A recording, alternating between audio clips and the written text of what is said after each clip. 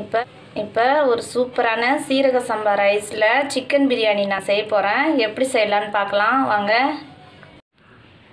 இன்றைக்கி சண்முக பிரியா கிச்சனில் சிக்கன் பிரியாணி செய்ய போகிறேன். 1 கிலோக்கான மெஷர்மெண்ட்டு பாருங்கள். 1 கிலோ சிக்கன் எடுத்து வச்சுருக்கேன். இந்த மாதிரி நல்லா க்ளீன் பண்ணி மஞ்சத்தூள் தயிர் போட்டு நான் ஊற வச்சு வச்சுருக்கேன். 100 கிராம் பூண்டு எடுத்து வச்சுருக்கேன். 100 கிராம் இஞ்சி, 1 கிலோ சீரக சம்பா ரைஸ் எடுத்து வச்சுருக்கேன். இது நிறையா இருக்குது பாருங்கள், இந்த கிண்ண அளவுக்கு. இதுதான் அளவு. தண்ணியும் இந்த அளவு தான் ஊற்ற போகிறோம். இப்போ வந்து 1 ஸ்பூன் கசகசா, 4 முந்திரி பருப்பு எடுத்து வச்சுருக்கேன். 2 ஸ்பூன் மிளகு, 2 ஸ்பூன் சின்ன ஜீரகம், 1 ஸ்பூன் பெருஞ்சீரகம், 1 பிரிஞ்சி இலை எடுத்திருக்கேன். பாருங்கள், சுருள் பட்டை இந்த மாதிரி ஒரு பட்டை. இதை நான் 3ஆக உடச்சி வச்சுருக்கிறேன். இந்த மாதிரி சுருள் பட்டை எடுத்துக்கோங்க. இன்னொன்று பட்டையாக இருக்கும், அது வாங்காதீங்க, அதோட ஸ்மெல் நல்லா இருக்காது. அதனால் இந்த சுருள் பட்டைனா நல்லாயிருக்கும் ஸ்மெல்லு. 3 கிராம்பு எடுத்து வச்சுருக்கேன். அன்னாச்சி பூவோட அன்னாச்சி மொட்டு இருக்குது பாருங்கள், அதில் ஒரு 3 பீஸ் எடுத்து வச்சுருக்கேன் நான். அவ்வளோதான் இதுக்கு தேவையான மசாலா. 100 ml தயிர் எடுத்து வச்சுருக்கேன். 1/2 கட்டு கொத்தமல்லி, 1/2 கட்டு புதினா, 200 கிராம் வெங்காயம், பெரிய வெங்காயம் இந்த மாதிரி ஸ்லைஸாக கட் பண்ணி வச்சுருக்கேன். 1/2 எலுமிச்சம்பழம் வச்சுருக்கேன். 2 பச்சை மிளகா, 200 கிராம் தக்காளி. இப்போ இதெல்லாம் வறுத்து நம்ம அரைச்சிக்கலாம். அதை எப்படின்னு நான் காட்டுறேன். இப்போ இந்த மிளகை போட்டுக்கலாம். ரொம்ப ஹையில் வைக்காதீங்க, லைட்டாக சிம்மில் வச்சு தான் இதை லைட்டாக வறுக்கணும். மீடியமாக இருந்தால் போதும், சிம்லேயும் வேணாம், கொஞ்சம் மீடியம் சைஸ் வச்சுக்கிட்டா போதும். டீயை அப்படி லைட்டாக வறுத்துக்கிட்டு அடுத்தது ஜீரகம் போட்டுக்கலாம். இப்போ இது இந்த அளவுக்கு வறுத்தாச்சு. இது வந்து நான் அம்மியில் அரைக்க போகிறேன். நீங்கள் மிக்சியில் போட்டு பொடி பண்ணி கூட இதை வச்சுக்கலாம். இதை நான் நைஸாக அரைக்க போகிறேன் அம்மியில். இப்போ இதை அரைச்சிட்டு வந்துடலாம். இப்போ இந்த பேஸ்ட்டெல்லாம் அப்படியே அரைச்சிட்டு வந்துட்டேன் நான். இது பாருங்கள், இஞ்சி பூண்டு இந்த தண்ணியும் நான் க்ளீன் பண்ணி கழுவி எடுத்துகிட்டு வந்துட்டேன். ஏற்கனவே அதில் ஒரு குழிக்கரண்டி எண்ணெய் ஊற்றிருக்கேன். இந்த மாதிரி இன்னொரு குழிக்கரண்டி ஊற்றிக்கிறேன். இது 200 ml ஆயில் வரும்.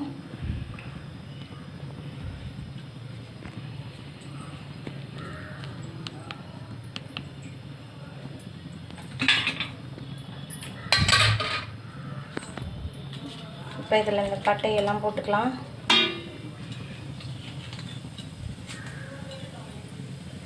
நான் ஏலக்காய்லாம் போடலை. ஏலக்காய்லாம் போட்டால் அந்த ஸ்மெல்லு வேறு மாதிரி இருக்கும். அதனால் நான் எப்போவுமே ஏலக்காய் போட மாட்டேன் பிரியாணி செய்யும்போது. 2 பிரிஞ்சி இலை,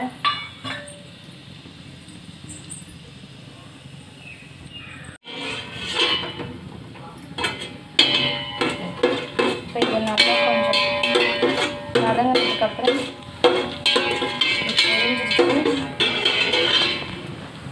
வெங்காயத்தை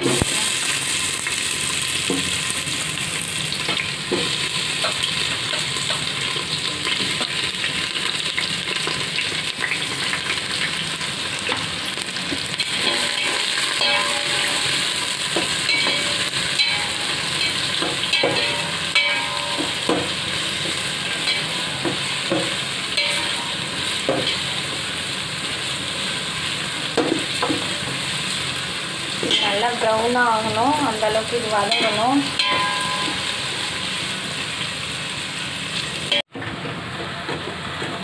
பாருங்கள், இதில் நான் வந்து பச்சை மிளகாவையும் சேர்த்துட்டேன். கொஞ்சம் உப்பு போட்டிருக்கேன் வெங்காயம் இந்த அளவுக்கு வதங்கிறதுக்கு. இன்னும் இதில் நான் 2 விஷயம் சேர்க்கறதுக்கு சொல்லலை. ஒன்று காரத்தூள், இன்னொன்று மஞ்சள் தூள். அது 2 தான் சேர்க்கணும். அது நான் போடும்போது அளவு சொல்கிறேன். இப்போ இந்த வெங்காயம் நல்லா இப்போ வதங்கிடுச்சு. இப்போ இந்த அளவு வதங்கினாலே போதும். இப்போ இஞ்சி பூண்டை சேர்த்துடலாம்.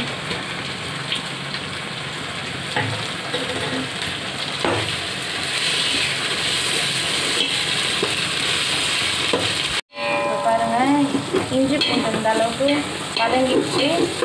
இப்போ அரைச்சி வச்ச இதுக்கு மிளகு, ஜீரகம், கசகசா இதெல்லாம் பெருஞ்சீரகம் இதில் சேர்த்துடலாம். இதையும் நல்லா வதக்கிடலாம் போட்டு பச்சை வாசனை போகிற அளவுக்கு.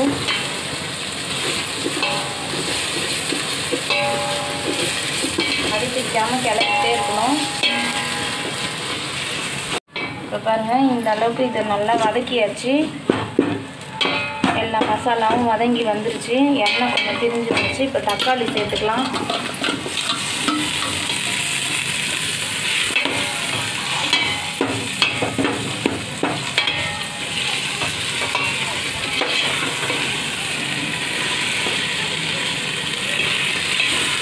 தக்காளி நல்லா வதங்கணும்.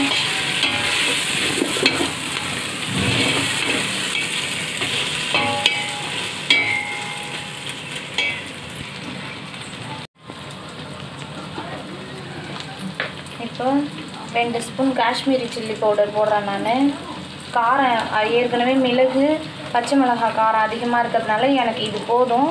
நான் இது போடுறேன். உங்களுக்கு காரத்தூள் வேணும்னா உங்கள் காரத்துக்கு ஏற்ற மாதிரி நீங்கள் காரம் சேர்த்துக்கோங்க.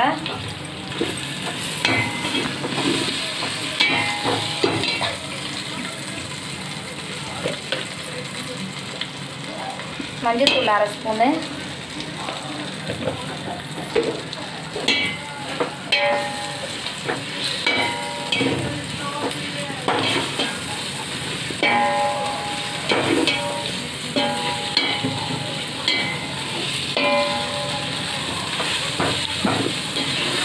தக்காளி இந்த அளவு வதங்கினா போதும். இப்போ சிக்கனை சேர்த்துடலாம்.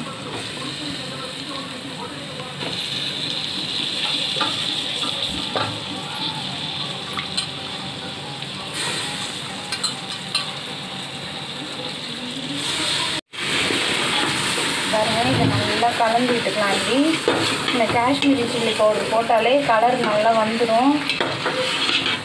நான் வேறு எந்த கலரும் இதில் சேர்க்க போகிறதில்ல. மிளகு பச்சை மிளகாய் காரம் அதிகமாக இருக்கிறதுனால நான் காரத்தூள் சேர்க்கலை. காஷ்மீரி சில்லி பவுடர் மட்டும் போட்டுக்கிட்டேன். அது கொஞ்சம் காரம் கம்மியாக இருக்கும். உங்களுக்கு காரம் எவ்வளோ வேணுமோ அவ்வளோ சேர்த்துக்கலாம் நீங்கள். இது நல்லா இப்படி வதக்கிட்டு மூடி வச்சுக்கணும். இப்படி எண்ணெய் பிரிஞ்சு வரணும்.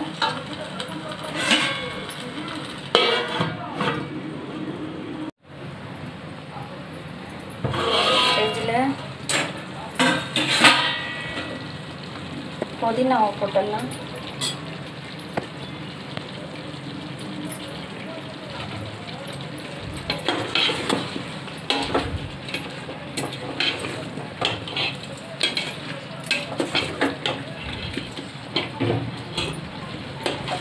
சிக்கன் இப்படி நல்லா வதக்கினாலே அது அப்படியே அந்த சூட்லேயே வெந்துடும்.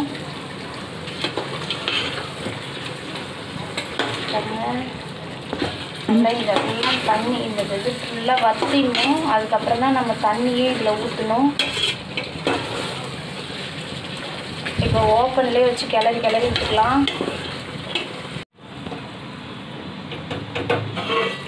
பாருங்கள், இந்த ஆயிலெலாம் நல்லா பிரிஞ்சு வந்துருச்சு. பாருங்கள், இந்த ஆயிலெலாம் நல்லா இப்படி பிரிஞ்சு வந்துருச்சு.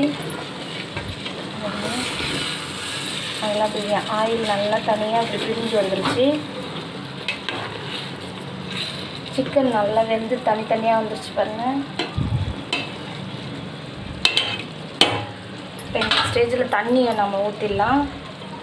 எப்பவும் சொல்கிறது போல் நான் சுடு தண்ணி எடுத்து வச்சுருக்கேன். அதை தான் நான் ஊற்றுறேன். 1க்கு 1.5 ஊற்றினா போதும்.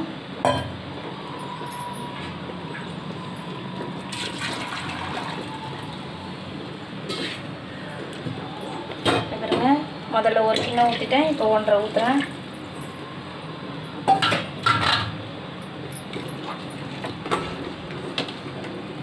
கிளறி விட்டுட்டு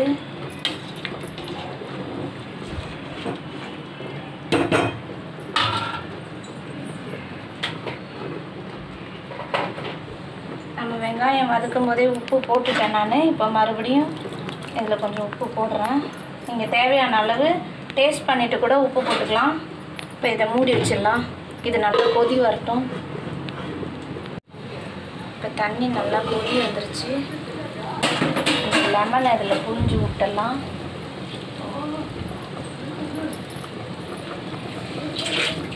பாருங்கள், தண்ணி நல்லா கொதிக்குது பாருங்கள். இப்போ இந்த ரைஸ் இதில் சேர்த்துடலாம். இப்போ இந்த ரைஸை நான் வந்து 5 நிமிஷம் தான் ஊற வச்சுருக்கேன். 10 நிமிஷம்லாம் ஊற வைக்காதீங்க. இது வந்து நொறுங்கிடும். அதனால் 5 நிமிஷம் ஊற வச்சு இது மாதிரி வடித்து வச்சுக்கோங்க. இதை நல்லா ஒரு கிளறி விட்டுக்கலாம். ரொம்ப நேரம் கிளறக்கூடாது. சீரக சம்பா நல்லா நின்று வேகும். அதனால இப்படி கிளறி விட்டுக்கலாம். இப்படி மூடி வச்சிடலாம் கொஞ்சம் நேரம். அதுக்கு நல்லா இது ஒரு ½ பாயில் வந்ததுக்கப்புறம் தம்மில் போட்டுடலாம். பாருங்க, நான் மீடியம் ஃப்ளேமில் வச்சு தான் மூடி வச்சேன். ஒரு 2 நிமிஷம் தான் மூடி வச்சேன். இப்போ மறுபடியும் நம்ம கிளறி விடலாம். இல்லைன்னா அடியில் உட்காரும், அப்படியே அடி பிடிக்கும். அப்படி கிளறி விட்டுக்கலாம். சீரக சம்பா நல்லா நின்று வேகும். அதனால் நீங்கள் பயப்பட வேணாம் குழஞ்சிரும்னு. இப்போ இது இன்னும் கொஞ்சம் தண்ணி வற்றின பிறகு தான் தம்மில் போட முடியும். இப்போ நான் சிம்மில் வச்சு மூடி வச்சிடறேன்.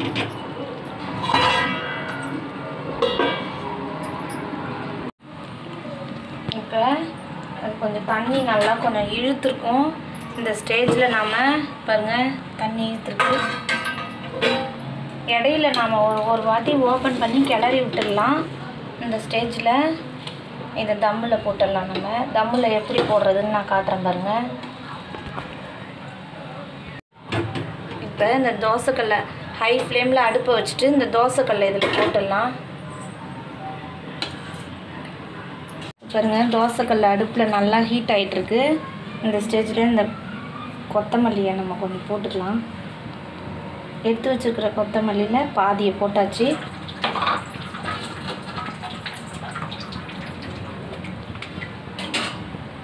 போட்டுட்டு நான் இப்போ தான் நெய்யே சேர்க்க போகிறேன். அந்த பாருங்க, இவ்வளோ தான், 1 ஸ்பூன் அளவு தான் நான் நெய் போடுறேன். ஏன்னா முன்னாடியே நெய் சேர்த்தா இந்த ரைஸ் வந்து வேகவே வேகாது. அது ஒரு மாதிரி அப்படியே விரைச்சிட்டு இருக்கிற மாதிரியே இருக்கும். இந்த ஸ்டேஜில் நெய் சேர்த்து நம்ம தம்மில் போட்டோன்னா ரொம்ப சாஃப்டாக வரும் பிரியாணி. பாருங்க, இப்போ ஒரு கிளறு நல்லா கிளறி விட்டுட்டு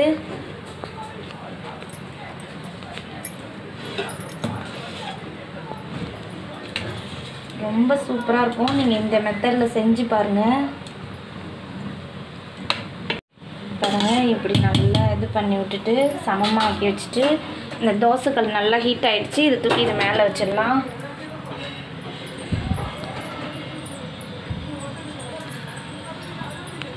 இந்த வாழை இலையால் இதை நல்லா இப்படி மூடி வச்சிடலாம்.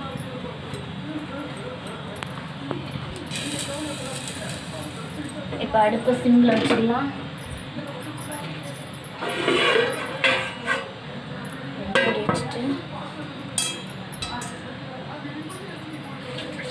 அப்படியே சிம்மில் வச்சுருந்தோன்னா ஒரு 5 நிமிஷம் 10 நிமிஷம்னு நான் கணக்கே சொல்லலை. ஏன்னா அதை அந்த அளவுக்கு அந்த ரைஸ் நல்லா பொசன்னு வெந்திருக்கிற அளவுக்கு நம்ம தம்மில் வச்சா போதும். அப்போ இடையில நம்ம கிளறி விடலாம். ஓப்பன் பண்ணி பார்த்துட்டு அதை ரைஸை நம்ம பிடிச்சி பார்த்தோன்னா நம்மளுக்கு தெரியும்.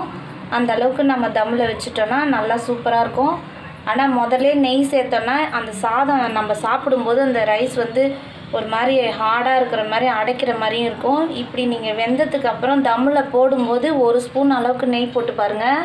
ரைஸ் அப்படியே அவ்வளோ டேஸ்ட்டாக இருக்கும், நல்லா வெந்திருக்கும். இப்போ நம்ம கொஞ்சம் நேரம் கழித்து இதை ஓப்பன் பண்ணி பார்க்கலாம்.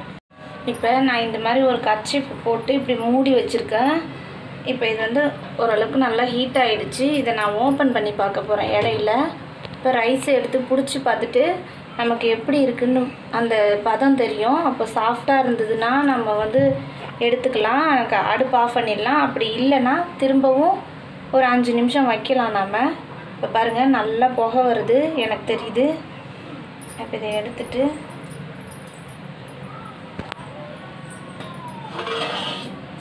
பாருங்கள், இந்த மாதிரி நல்லா புகை வந்து ஹீட் ஆன பிறகு தான் நீங்கள் ஓப்பன் பண்ணணும். இடையில கிண்டலாம் அப்படின்னு நான் சொன்னதுக்காக உடனே கிண்டக்கூடாது. இந்த மாதிரி எடுத்துட்டு பார்க்கலாம்.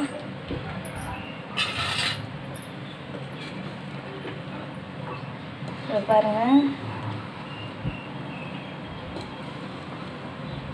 நல்லா பாயில் ஆயிடுச்சு, சூப்பராக இருக்குது.